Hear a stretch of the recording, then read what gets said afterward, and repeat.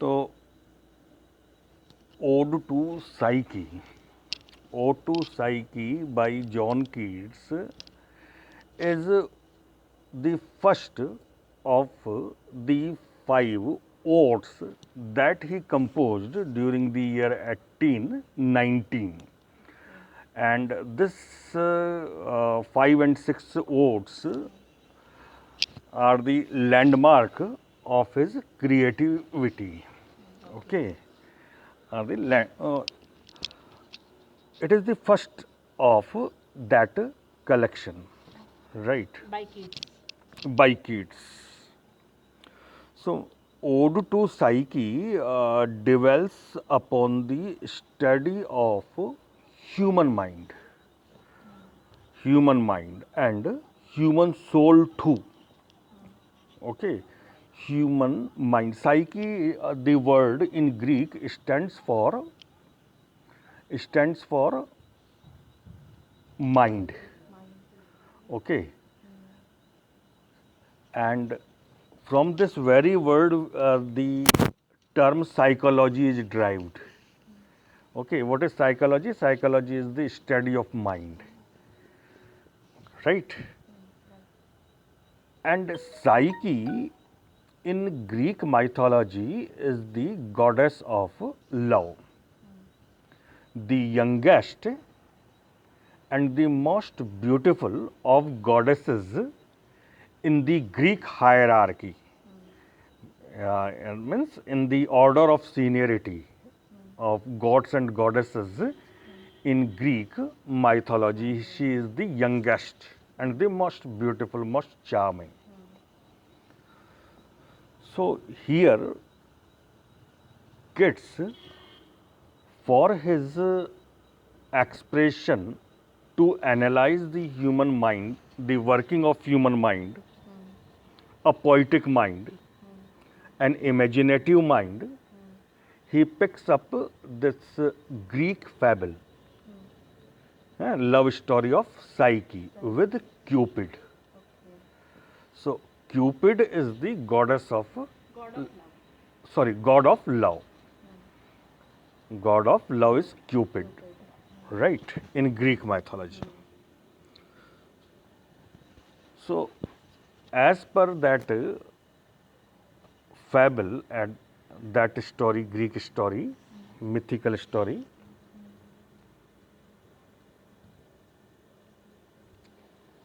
he is a blind one. Okay, he is a blind one, Cupid. Why we say love is blind? Because God of love is blind. Okay, so he is blind, unable to see, but he is most charming, dashing. Okay, one is hardly able to get herself fascinated at the very first of look that God. Okay, he is so charming, so dashing, so muscular also. Hmm? So, goddess Psyche happens to have a look at Cupid and falls in love. Okay, falls in love. But Cupid refuses to embrace the goddess. Okay, but when she pleads and makes her love vows, the god of love Cupid agrees to meet with the goddess during the darkness of the night. Okay, silently, stealingly, secretly, without being noticed to anyone. Okay, and puts the condition that she would never see him while he is with her. Okay, she would never look at him in the light. Okay, let there be complete darkness, invisibility. And in that darkness, invisibility, secretly he would make his way into her room to meet. Okay, that he conditions.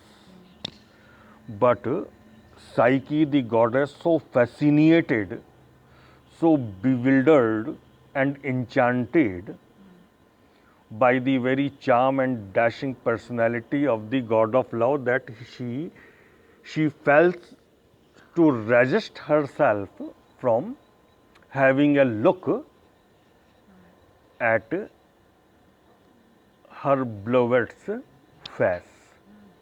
Okay, she ultimately decides to have a look, and she lights a candle.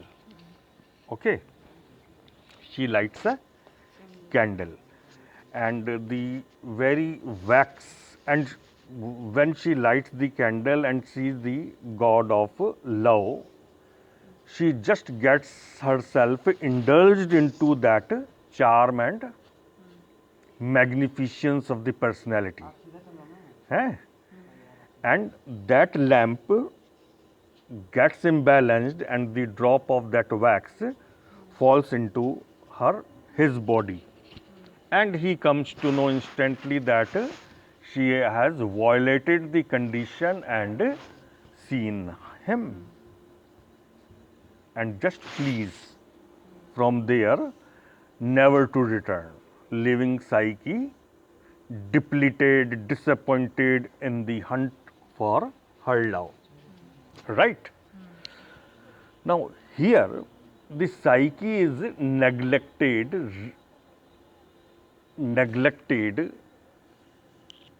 and not worshipped in a way that she should have been.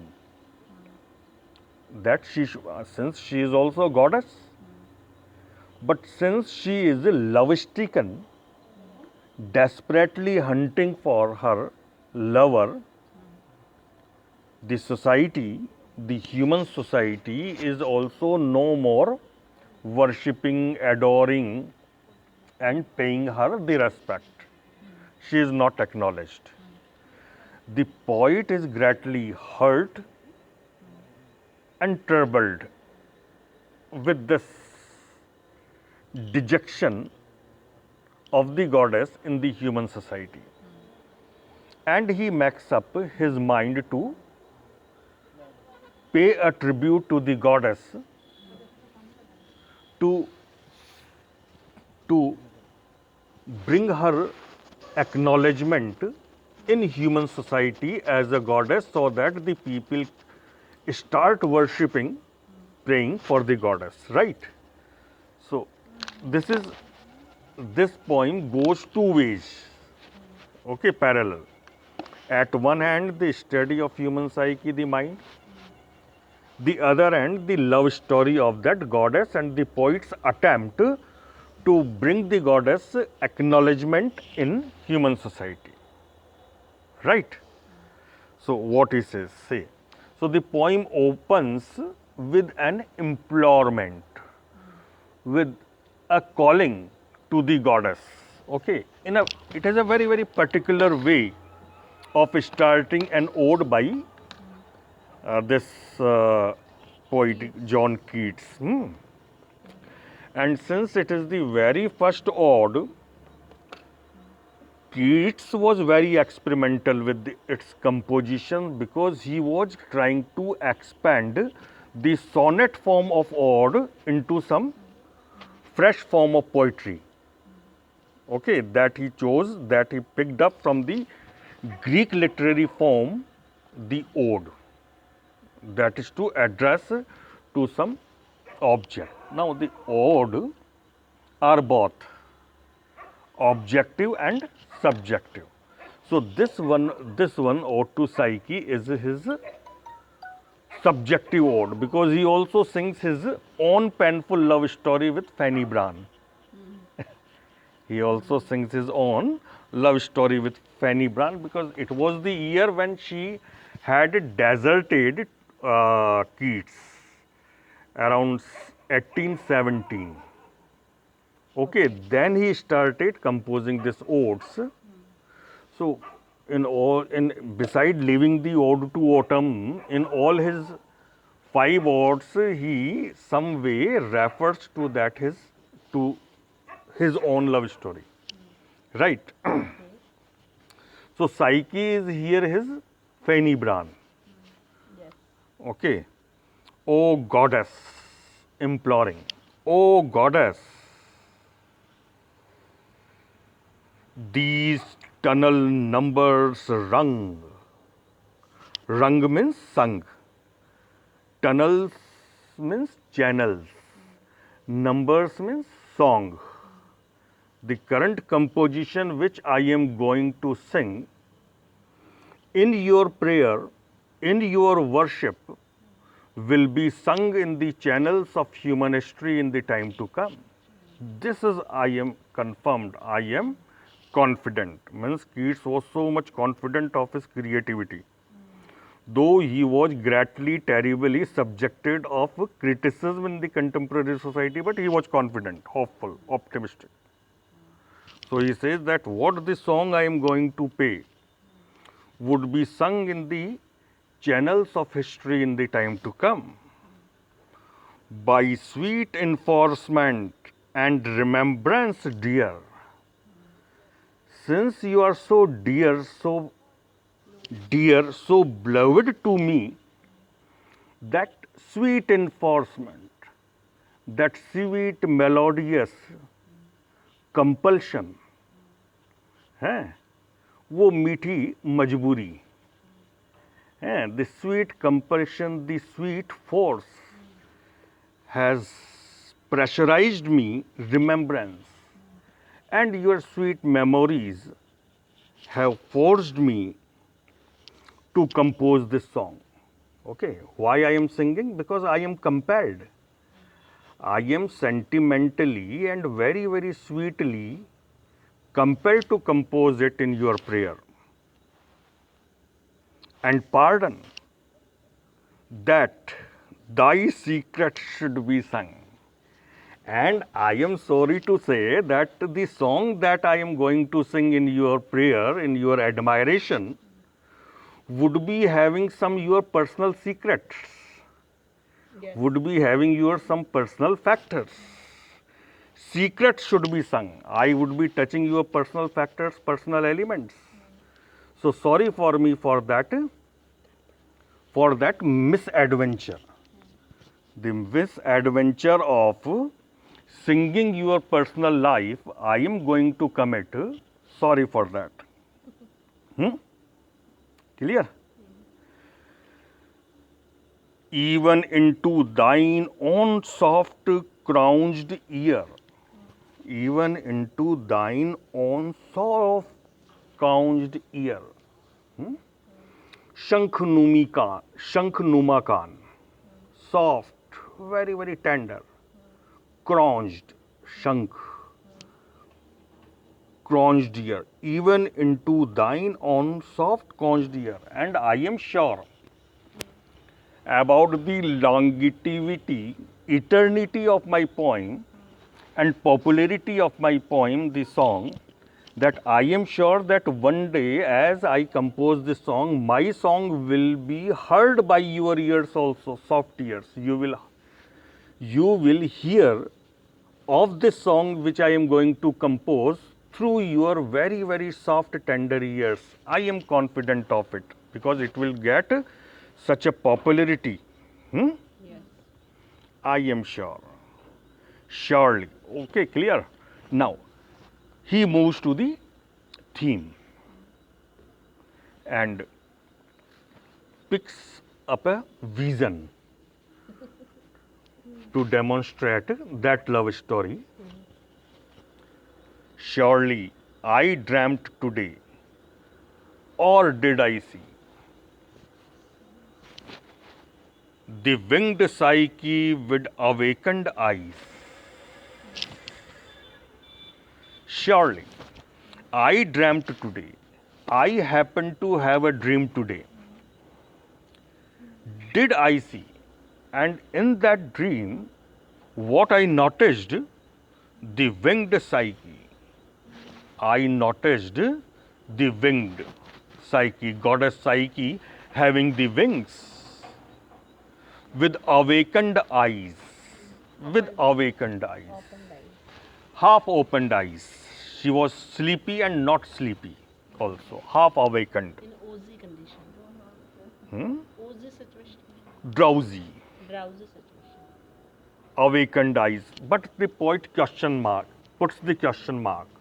Why he puts the question mark? Because he puts the word surely. But he put the question mark that let me confirm whether it is really the Psyche that I am having the thought in my mind, or whether it is someone else. Let me confirm. I wandered in the forest thoughtlessly. I wandered in the forest thoughtlessly. I was wandering, moving aimlessly in the forest. Here and there. Okay, in that dream, I was moving here and there in the forest without any aim, thoughtlessly. No thought was in my mind at that time. On the sudden, fainting with surprise, on the sudden. But suddenly, while I was moving aimlessly, I spotted something sudden, fainting with surprise. And the object, the sight that I viewed was such an amazing such a bewildered one, that I was going to faint because of that surprise. It was such a sight. Saw into fair creature, saw two fair creature. What I noticed that sight, what the sight that bewildered me was two creatures. Fair, they were beautiful, fair, beautiful, crouched side by side. And those two creatures, beautiful creatures, were lying on the ground side by side. Okay? Side by side. In deepest grass. In deep grass, they were lying beneath the whispering roof. Beneath the whispering roof. Beneath the roof of Whispering. tree means under the tree, under the thick tree, which were branches of which tree were whispering, chippering, making sound, they were lying. Clear? Clear, Shubhi? Crowned side by side. So it is, Keats is known for his pictorial quality. Okay, you just see he is bringing the picture. He is bringing the picture. Keats is an artist. There is always a question in literature. Keats is an artist, explain. So you bring this picture now. So this picture, see, crowned side by side, the whispering roof of leaves and tumbled booms, where there rain a booklet, scare espied. See the picture, landscape. He brings a very, very beautiful landscape where these two lovers are lying. See, of leaves and tumbles blooms, flowers. Various kind of flowers are blooming, blossoming around the creature, around them, where there ran a brooklet, and there nearby is flowing a stream. A water stream is flowing nearby. Scare espied, espied. Espied means noticed. Scare means hardly. And the thickness of the greenery is so deep all around the two fair creatures that they are hardly visible. only a very slight look of them is visible. Scarce espied, hardly they are visible in that thickness, in that greenery. Mid hushed, cool rooted flower, with very cool wind blowing all around, flowers are blooming, fragrant eyes.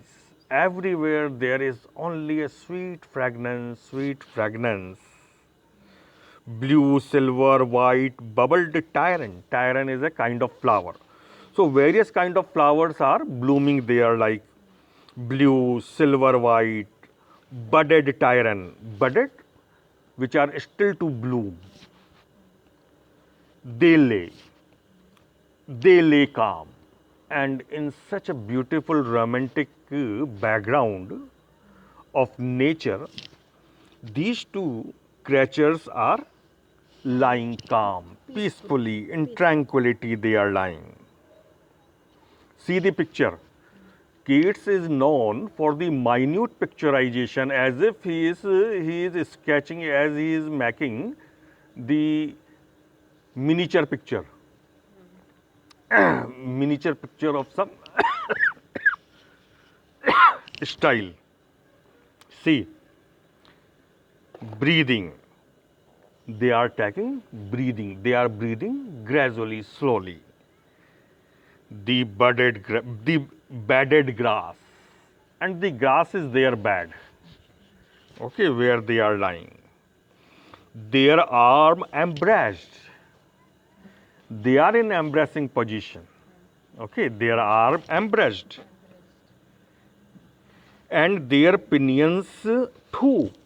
And not only their arms, but also their pinions, their wings are also tangled with one another, means they are making love. Their arms embraced and their pinions too. Their lips, see the sensuousness of the poetry. Keats is also known as sensuous poet. Their lips touched not.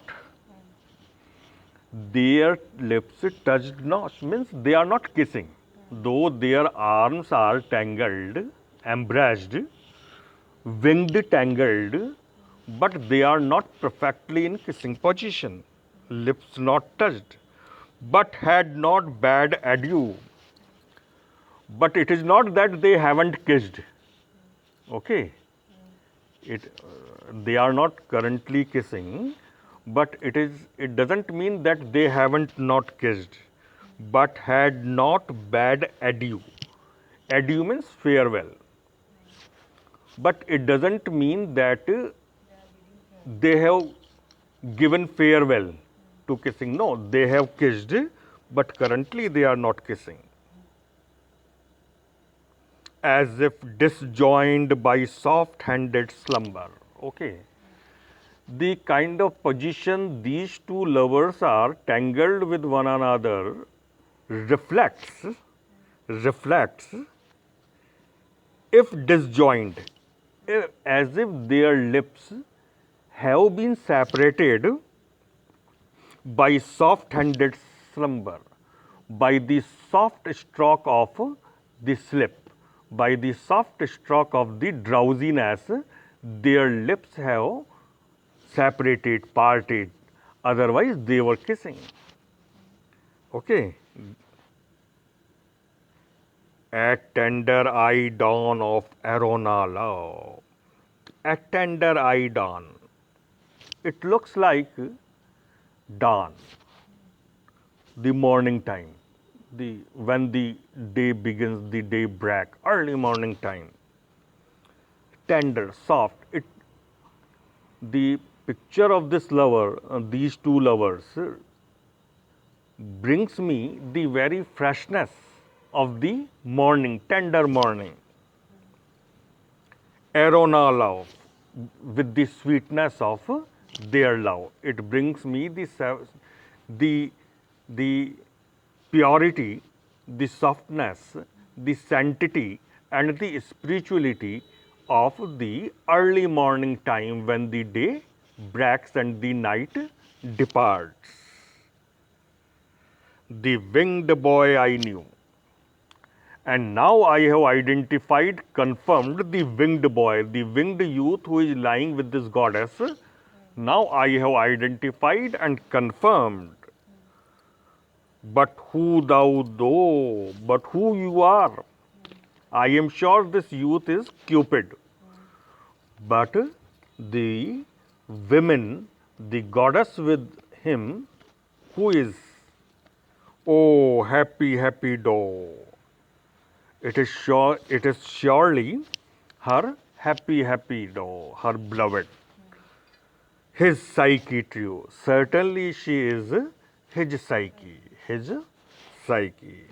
Right.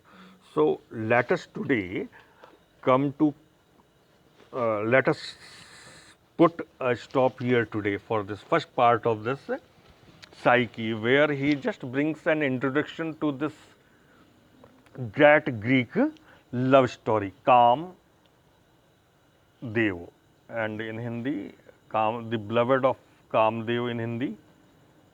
In English, In Hindi, the god of love, goddess of love in Hindi. Cupid, Kamdev. Okay, so we will be moving to the next part of this poem tomorrow at the same time. Thank you, sir. Goodbye. Thank See you. you tomorrow. Thank